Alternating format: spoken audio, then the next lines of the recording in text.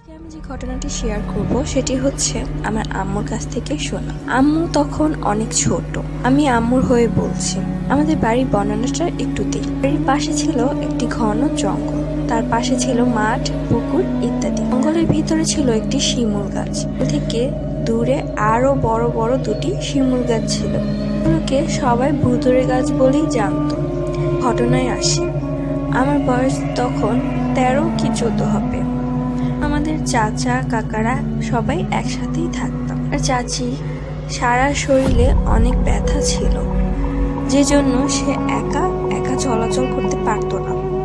সে কোথাও গেলে তার সাথে একজনকে যেতে হতো। একদিন রাতের বেলা সে বাথরুমে যেতে চাইলে আমি তার সাথে যাই। গ্রামের বাথরুমগুলো সাধারণত অনেক দূরে দূরেই হয়ে থাকে। আমি চাচির সঙ্গে যাই, কিন্তু যাওয়ার পর আমি এক আশ্চর্যজনক ঘটনা দেখে আমার গা শিউরে উঠল। আমাদের বাথরুমটা ছিল জঙ্গলের দিকে। আমি চাচিকে ধরে নিয়ে গেলাম বাথরুমের দিকে। তখন বাথরুমের কাছাকাছি গেল, তখন যেটা হলো সেটা আমি এখনো বিশ্বাস করতে পারি না। সে আমাকে ধাক্কা মেরে ফেলে দিয়ে জঙ্গলের দিকে দৌড় দিল। আমি ভয় পেয়ে গেলাম, ভাবলাম এটা কিভাবে সম্ভব, যে একা কিছু করতে পারে না সে কিভাবে আমাকে ধাক্কা মেরে দৌড় দিল। আমি গিয়ে বিষয়টা সবাইকে বললাম। সবাই জঙ্গলের দিকে খুঁজতে চলে গেল, সাথে আমিও গেলাম। সে সময় টর্চ লাইট ছিল না, সবাই মোমবাতি কুপি নিয়েই সাথে চলাফেরা করত। খুঁজতে খুঁজতে সবাই একসময় জঙ্গলের ভিতরে শিমুল গাছটার কাছে গেল।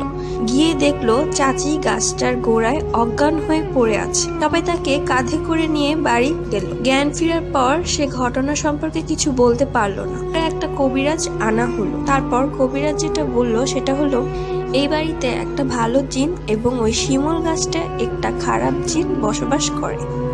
শিমুল গাছটার জিন সবার অমঙ্গল করতে চায় এবং বাড়ির জিন তার খারাপ কাজে বাধা দেয়। খারাপ জিন আমার চাচিকে মেরে ফেলতে চেয়েছিল, সেজন্য সে তাকে বাথরুমের সামনে থেকে ধরে নিয়ে গিয়েছিল। খারাপ জিনটা যদি চাচিকে গাছের ওপর তুলতে পারতো তাহলে চাচিকে বাঁচানো যেত না। ভালো জিন চাচিকে গাছের ওপর তুলতে দেয়নি এবং তাকে মারতে দেয়নি। আর গল্পটি এখানেই শেষ হয়ে গেল।